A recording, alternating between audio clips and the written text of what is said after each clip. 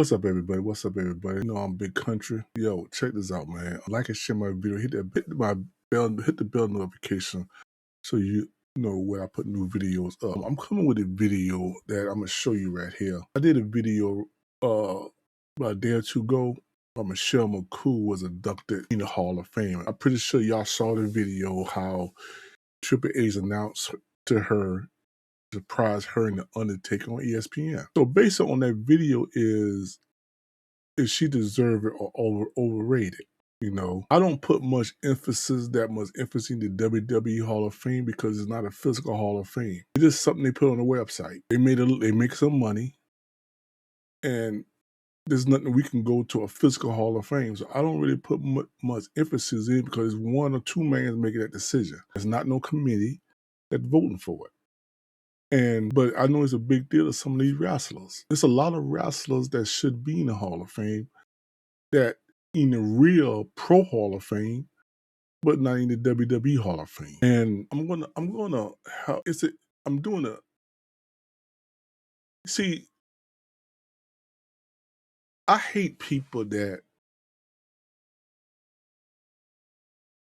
think if you don't agree with them, like your opinion don't matters because you don't agree with their agree there. Everybody have their opinion a way they feel about whoever. Just because somebody don't agree with you, you don't dismiss their facts or dismiss their comment because they don't agree with you and you want to call them a hater. That sounds like a Trump follower. See, Trump followers is if you don't agree with them, you don't follow behind Trump, you don't all hail to the grand wizard leader, your opinion don't matter. And this one person here, this one person right here that I'm going to let y'all read the comments on it. I'm not going to go through each comment and read it. You can read some of the comments. So, a lot of people say it well deserved. Some people say overrated. So, you know, it's whatever you think it is. So let's go through this comment. I want to go through this exchange. So this person right here, it gonna tell me I also need to watch some of Michelle McCool matches with Melena, Beth, Mickey, Eve, Layla, Natalia, Maurice. Well deserved, one of my favorites, one of the best tag teams in Lay Cool, and one of the best heels, Michelle McCool, put the Divas on a map. So I say when they had the Diva Era, it was one of the worst wrestling for women. Okay, let me do this first. So what big matches that you can remember she had with these women? Nobody don't talk about Michelle McCool. They talk about Belle Phoenix, Mickey James, and Natalia, but they don't talk about Mercedes, Maurice, Mercedes, what her name is. They don't talk about Lana. They don't talk about Eve. They don't talk about the women because that's the era when they try to start get these supermodel women who fail at modeling and put them in wrestling rings. You remember 2-minute matches, a minute, 2 minutes, maybe get 3 minutes. They when they come into the ring, when their entrance was longer than they match. So it was one of the worst time of the woman wrestling. For me, I consider the Attitude Era was the best. Now we're gonna go back to the Attitude Era. This person can come back and say 2009-2010 period is often referred as the golden age of WWF Divas. Oh, that's when it was the worst. That's when Irie retired. Mickey James was going, not Mickey James, Trish Stratus, Lita. That's when they was going out. The Attitude Era winning. Jackie was gone.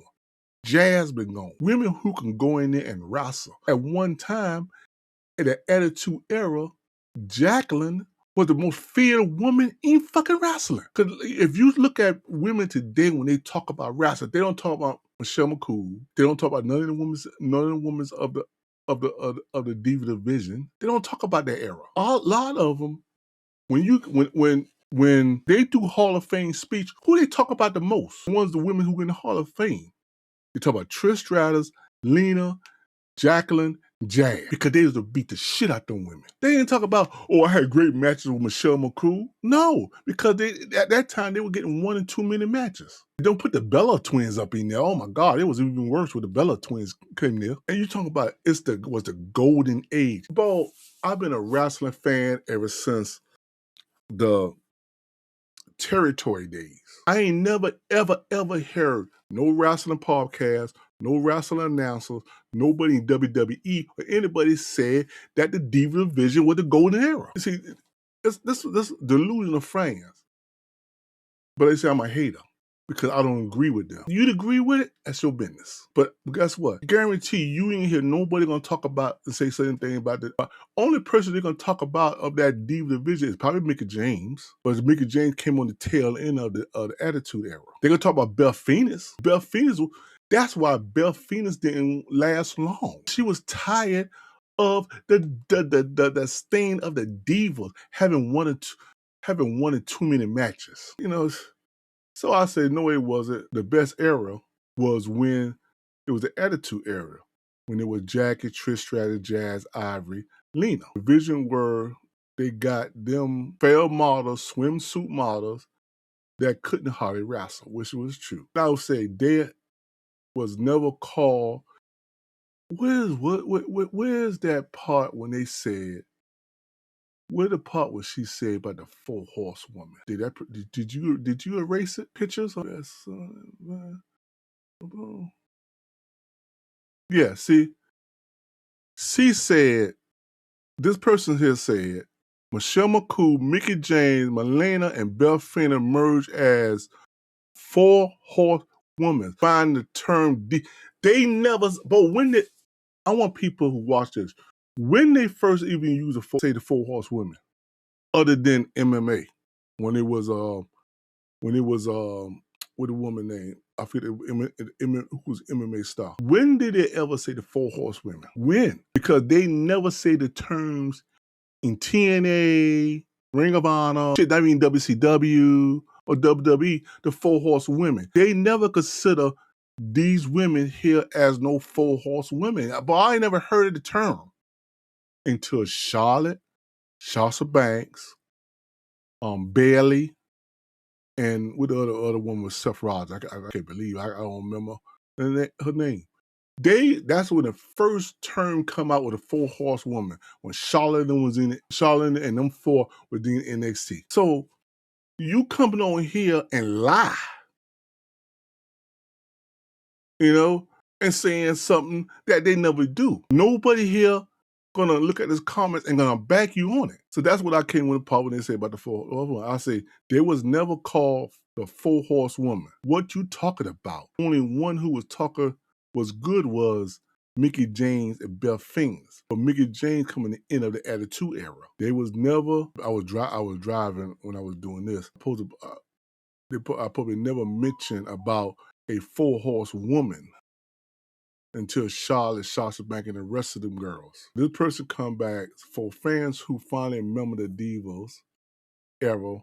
Michelle McCool Hall of Fame induction is a long overdue recognition of her incredible talent, often unappreciated during her wrestling days. Michelle legacy was endured with many acknowledging her as one of the best. When they acknowledge her, even women who got called in the Hall of Fame, they never mentioned Michelle McCool. None of them. They never mentioned Michelle McCool's name. You have to show me videos when these women here got acknowledged Michelle McCool. They never did. When they goes in there, they thanks Trish Stratus. They thanks Lena. They thanks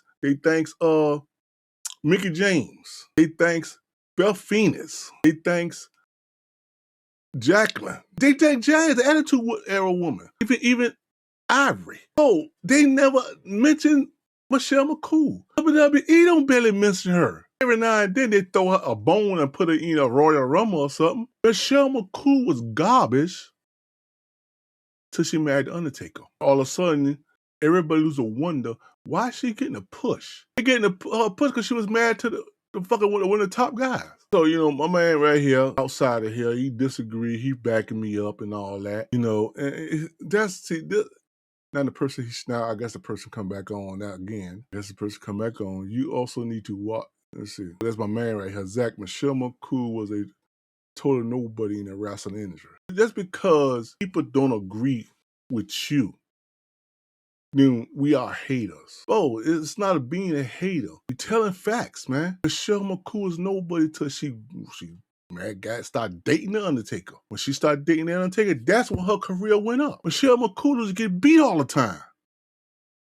By Mickey James, by Beth Phoenix, by Ivory when Ivory was there for a little bit of time.